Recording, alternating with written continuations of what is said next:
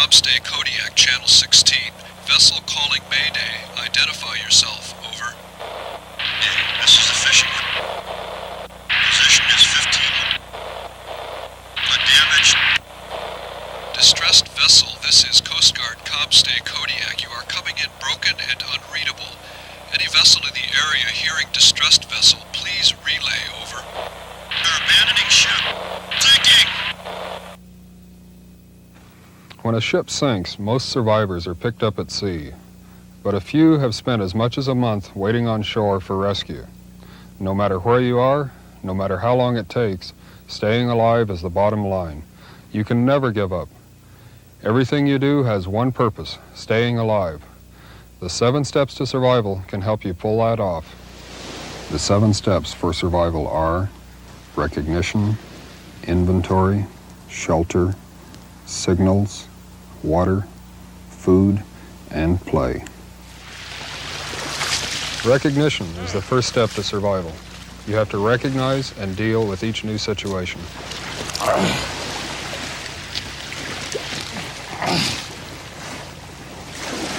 Tom! Tom, give us a hand.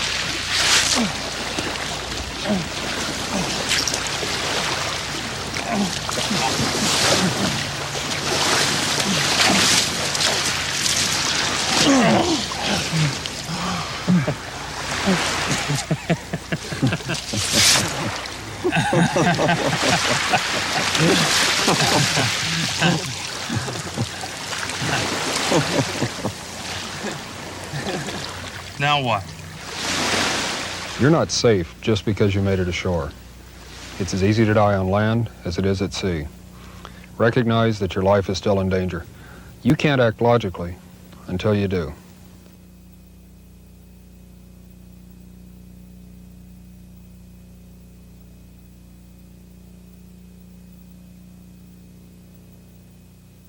I think the biggest feeling I had was I was just surprised to be alive. You know, when we hit, you know, I just kept looking through the windshield, waiting for some big rocker at the side of the hill to come up, and I wanted to see it coming for something. I expected to die. My biggest feeling, I guess, I was just surprised to be alive.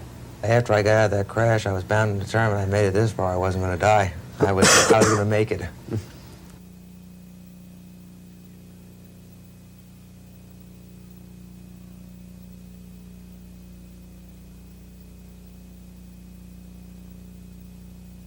I didn't expect really to live through it. I mean, we were so far away from anywhere. You know, no way to get in touch with anybody. Nobody knew we were out there. And I thought, you know, we'll just fall asleep and die, because I didn't think. It was just numb. Everything was numb. And I didn't know what happened to my dad and Randy. And so we just sort of tried to sleep.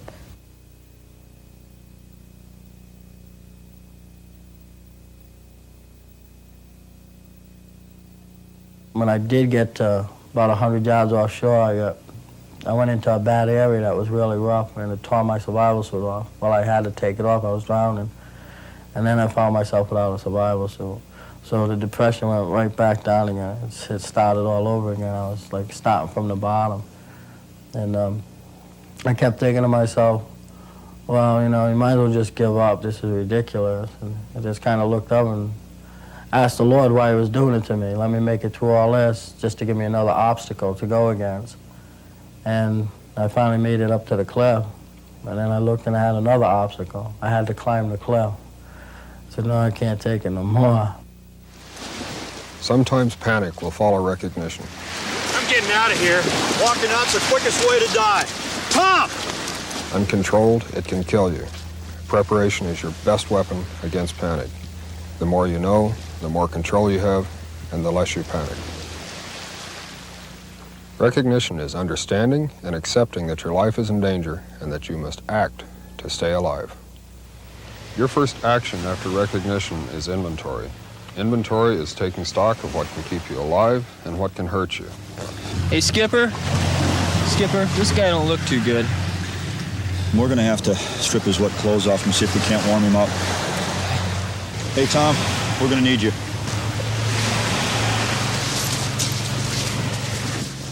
Look at what can hurt you. Major injuries must be confronted. In inventory, take care of people first. A hostile environment, bad weather, poor protection from the sea will all work against you. We got out with our lives and what we had on our back.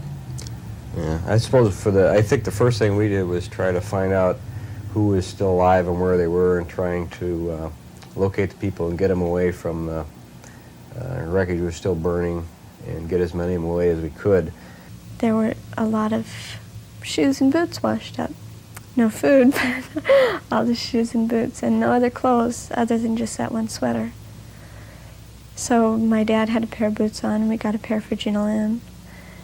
And she put the sweater on sort of upside down with her legs through the arms, so she was covered.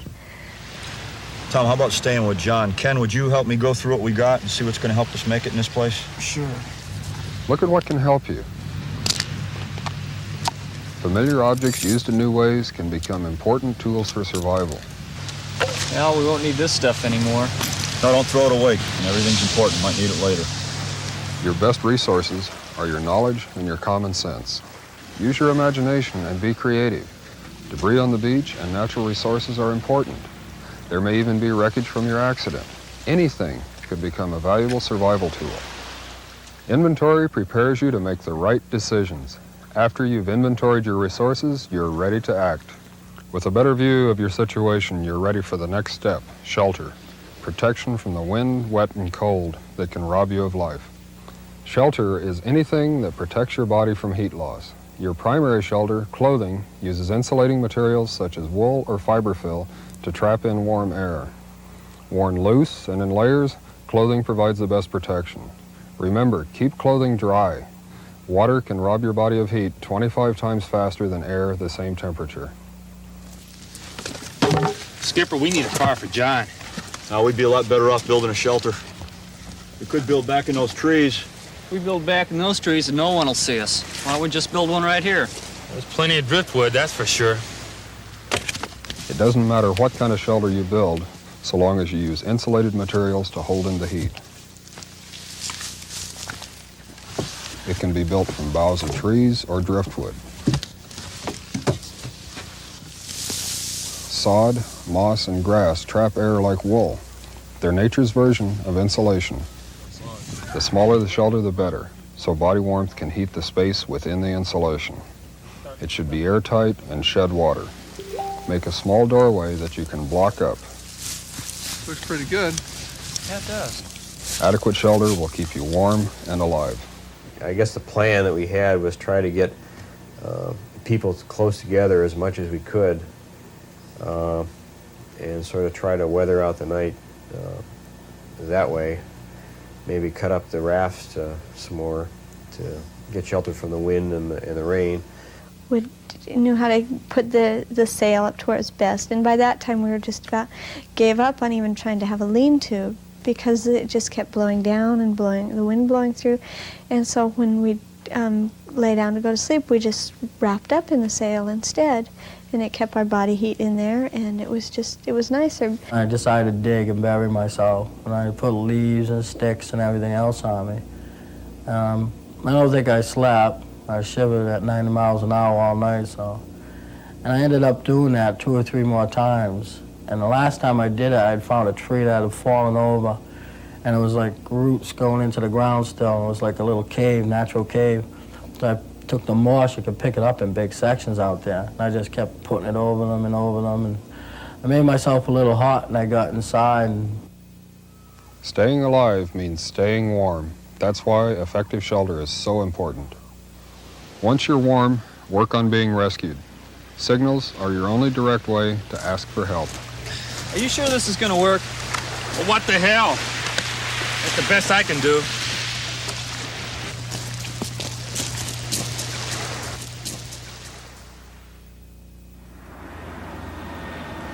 An airplane.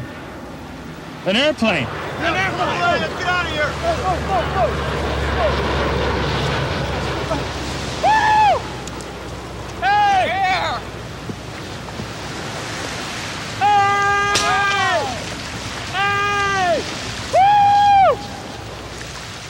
Hey, over here! Over here!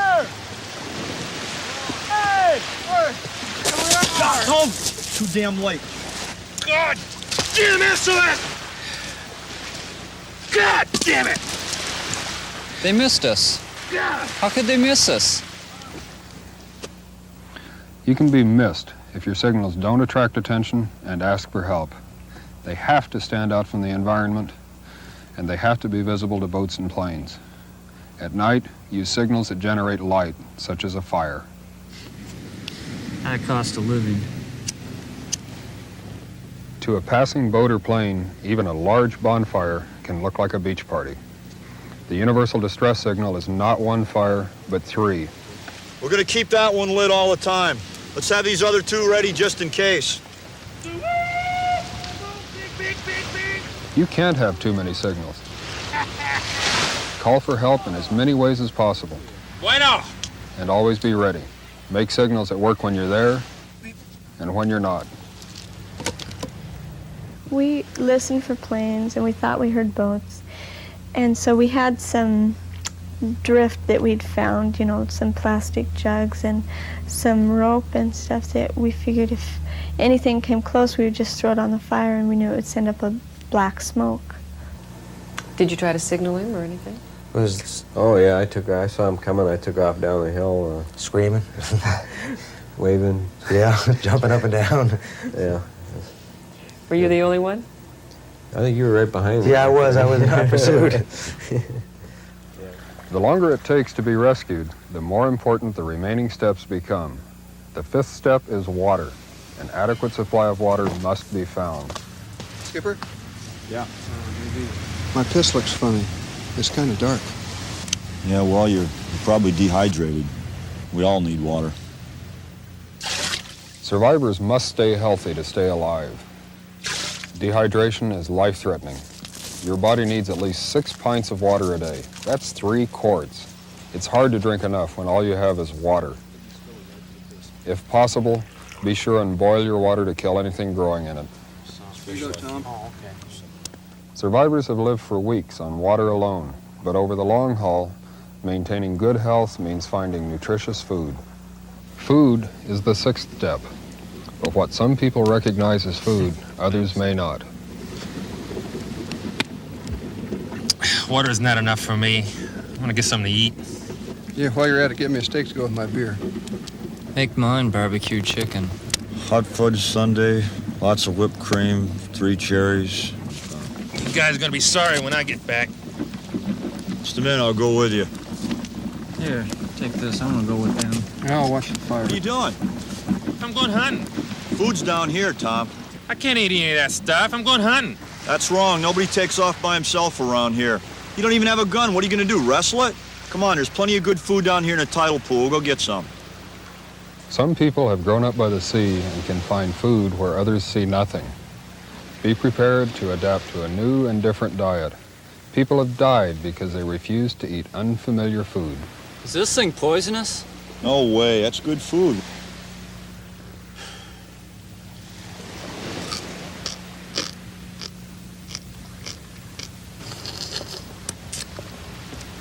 All right, huh? It's not bad, Skipper.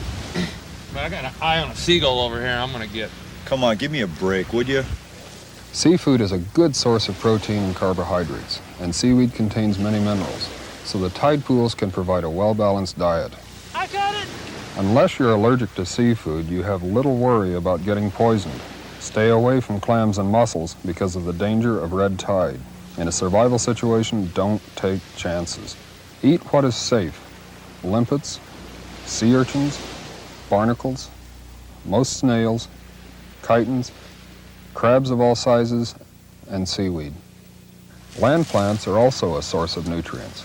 Each region offers different plants. Get to know which plants in your region are edible. I wanted a fudgesicle so bad, and she wanted a strawberry milkshake.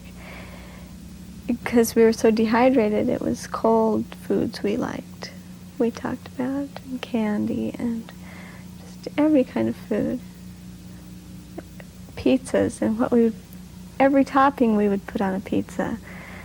And a lot of that. And we'd say it over and over. We'd say, well, let's talk about this again. That was nice. Let's talk about that. And we would say things over and over and just imagine them so vividly that it was some sort of satisfaction in it. Felt almost like you'd eaten the meal, huh? Yeah, and then we'd eat our seaweed. A balanced diet means good health at home. In survival, it's essential. Good health also means good mental health. The 7th step, play, deals with this critical need. Being positive and preventing depression is what play is all about. Shit! They're not coming. Nobody's coming. You guys have been sitting around too much, that's the trouble. One more limpet, I'm gonna puke. Tom, you wanted to go hunting so bad before. Why don't you go ahead and see if you can't find that wire and put a snare together? You can take John with you. Ken will fill in for your watch while you're gone. One of the biggest problems among survivors is depression. It can actually lower body temperature and cause hypothermia. It can undermine your will to live and rob you of judgment and caution. Depression and the loss of will to live are documented causes of death among survivors of traumatic accidents. It just got to be a battle with myself on thinking of the positive things instead of, oh, I'm going to die. Until you're dead, you don't stop because you never know what you can do. And the next day a boat will come by and you just keep going and keep trying. The antidote to depression is play. Play means keeping busy to keep your mind off your troubles. Better your situation by improving your food, shelter, and signals. Make a game out of anything. Left, button hook, in and out. I keep the ball. On 3, break. What? Set.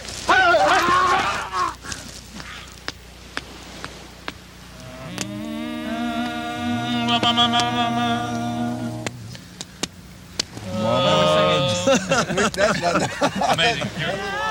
Surprise, surprise! You're right 3! Right 3! Really makes me realize how much Susie and the kids mean to me. Remind yourself of all the reasons to stay alive. Y'all don't worry about me. I love you. Bye. Remember that depression can strike when times are easy as well as tough. Guard against it in yourself and in others.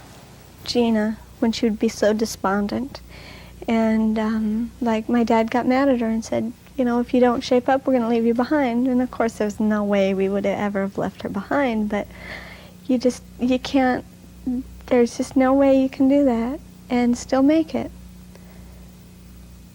And it was the only way we could deal with it, was just tell you, you can't do that.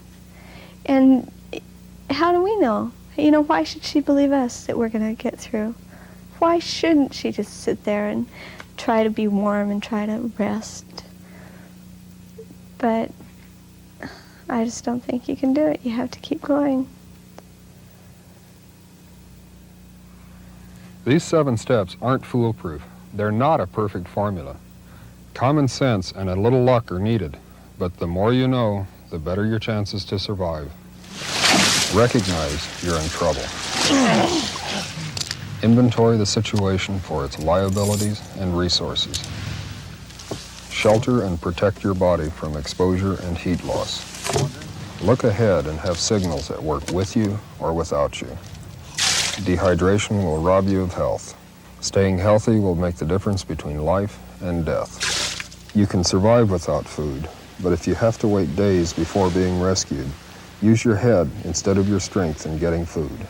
Play is a word to describe a positive mental attitude. It also means constructive activity, which helps you improve your situation. You can have all kinds of gear in a survival kit, but that's only a comfort kit compared to the survival kit between your ears. Use your head and the 7 steps, and with a little luck, you can stay alive until rescue.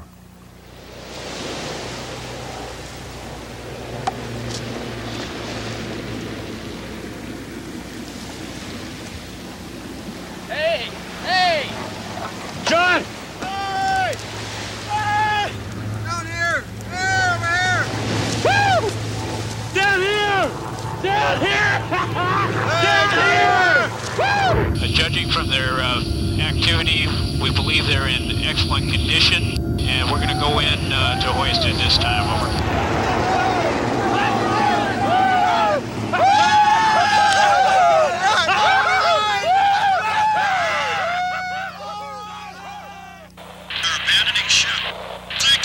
Everything you do has one purpose, staying alive. You have to recognize and deal with each new situation. Now what? Your first action after recognition is inventory. Skipper, this guy don't look too good. Your best resources are your knowledge and your common sense. Now we'd be a lot better off building a shelter. Why don't we just build one right here?